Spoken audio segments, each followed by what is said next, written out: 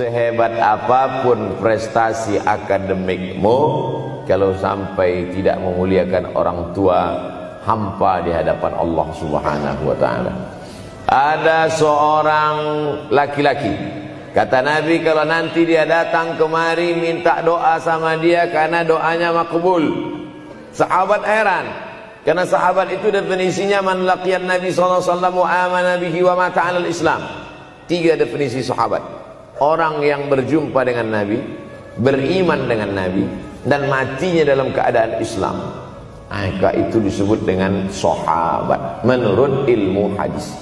Makanya ketika saya menjelaskan itu ke mahasiswa, Aisyah yang merupakan sahabat Nabi, komplain mahasiswa, mohon maaf Ustaz keliru, Aisyah itu bukan sahabat tapi istrinya. Kita bicara ilmu hadis. Makna sahabat, man laqiyan Nabi, berjumpa dengan Nabi, wa amana bihi, beriman dengan Nabi, wa mata 'alal Islam, mati dalam keadaan Islam. Abu Lahab ketemu dengan Nabi tapi tidak beriman dengan Nabi dan mati dalam keadaan kafir, maka tidak masuk golongan sahabat. Tapi ini ada seorang laki-laki hidup sezaman dengan Nabi dan Nabi mengenal dia, dan Nabi berpesan nanti kalau dia datang ke kota Madinah minta doa dari mulutnya karena doanya dikabulkan Allah Subhanahu wa ta'ala. Sahabat heran, kami yang hidup bersama engkau, kami yang berperang bersama engkau, kami yang sholat di Masjid Nabawi bersama engkau, kenapa doa dia lebih makbul daripada kami? Malah kami meminta doa dari mulut dia. Tapi tidak boleh membantah dan melawan Nabi. Pokoknya nanti kalau dia datang kemari minta doa kepada dia. Setelah Nabi Muhammad SAW meninggal dunia, laki-laki itu pun sampai ke kota Madinah, berjumpa dengan sahabat. Sesuai dengan yang dijanjikan Nabi, mereka pun meminta doa kepada dia. Namanya Uwais Al-Qarni. Makanya Uwais Al-Qarni tidak ada masuk dalam buku biografi sahabat. Kalau mau mencari biografi sahabat Nabi, buka kitab namanya Al-Isabah fi Tamyizis Sahabah, atau baca juga Usudul Ghabah fi Ma'rifatis Sahabah, atau baca juga Al-Isti'ab fi Ma'rifatil Ashab. Itu memang buku biografi isinya sahabat Nabi semua.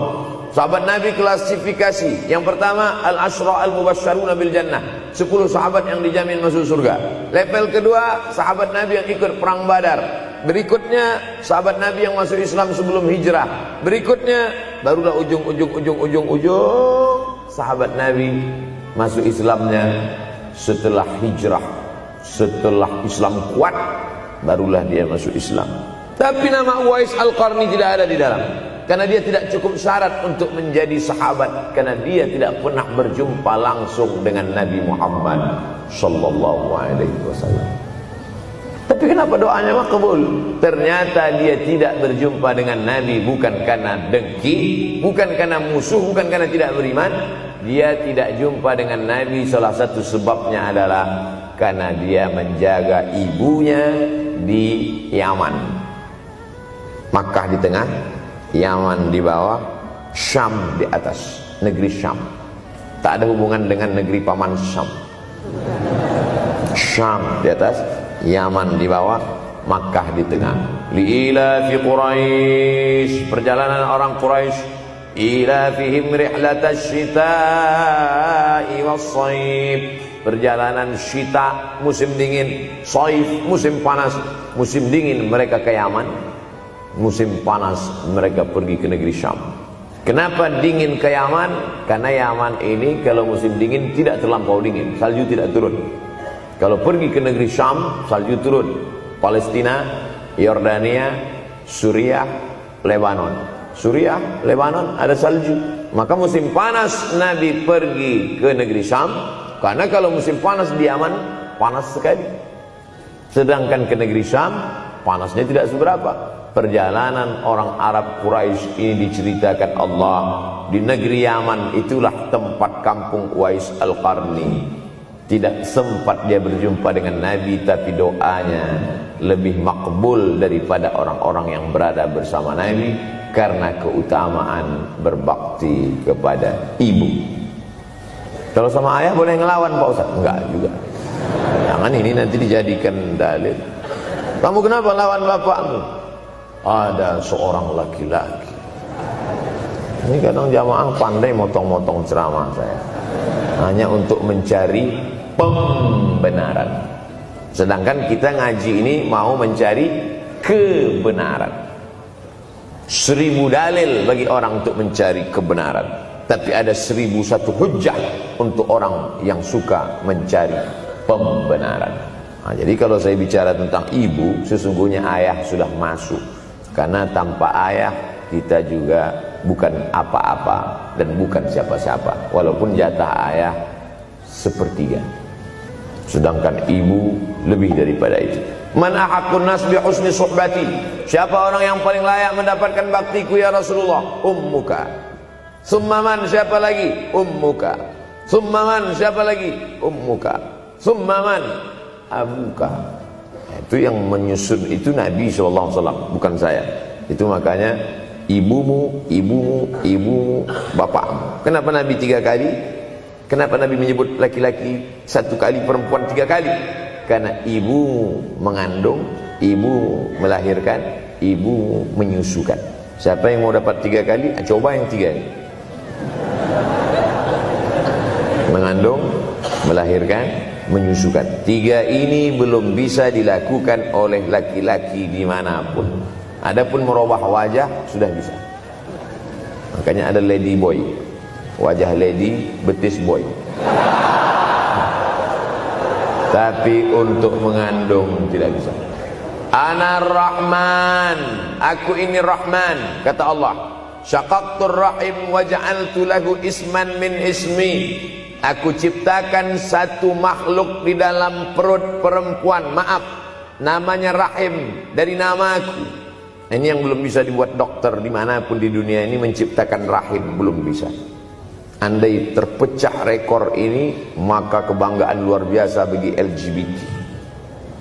Tidak bisa, sampai hari kiamat tidak akan bisa, janji Allah. Karena Allah mengatakan dalam hadis qudsi, Ana Rahman ja'altu lahu isman min ismi. Maka ada satu makhluk dalam perut perempuan yang diciptakan, diambil dari Asmaul Husna.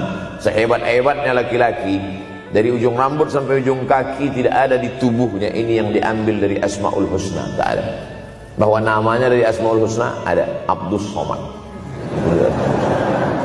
Tapi ada makhluk di badannya diambil dari Asmaul Husna, itu hanya ada pada perempuan. Oleh sebab itu perempuan luar biasa. Makanya kampus Universitas Ahmad Dahlan memuliakan perempuan. Mana perempuan? Di atas letaknya. Makanya saya tidak terlalu berani mendongak ke atasnya. Begitu hebatnya perempuan. Perempuan adalah ibumu, perempuan adalah istrimu, perempuan adalah anakmu, perempuan adalah adikmu. Maka saat engkau memuliakan perempuan, engkau sedang memuliakan 4 aspek dari kehidupan. Ketika Nabi Muhammad SAW diutus Allah ke atas muka bumi ini, salah satunya adalah mengajarkan manusia bagaimana menempatkan pada posisinya. Posisi dia adalah tempat kita menumpang. Ketika ada seorang laki-laki yang sudah sukses diwawancarai, siapa orang yang paling berjasa dalam hidup Anda? Dulu waktu saya merantau ke Yogyakarta, belum ada apa-apa, saya sempat numpang di rumah dia selama 4 bulan, kata seorang artis dalam sebuah wawancara. Begitu bangganya dia berkata, itulah orang paling berjasa kepada saya karena saya sempat numpang di rumahnya 4 bulan. Tapi ada yang dia lupa, bukan rumahnya yang kau tumpang, bukan ruang tamunya yang kau diami, sempat numpang di perutnya 9 bulan 10 hari. Tak pernah kau sebut. Angkat tangan yang tidak menumpang di rahim, langsung dari planet Mars langsung kemari. Enggak ada. Mr. Bean yang kita semua sehebat apapun pernah menumpang di perutnya. Oleh sebab itu makanya dosa yang paling mengerikan adalah kalau ada orang jual sabu-sabu, peminum khamar, di dunianya bahagia, happy, senang.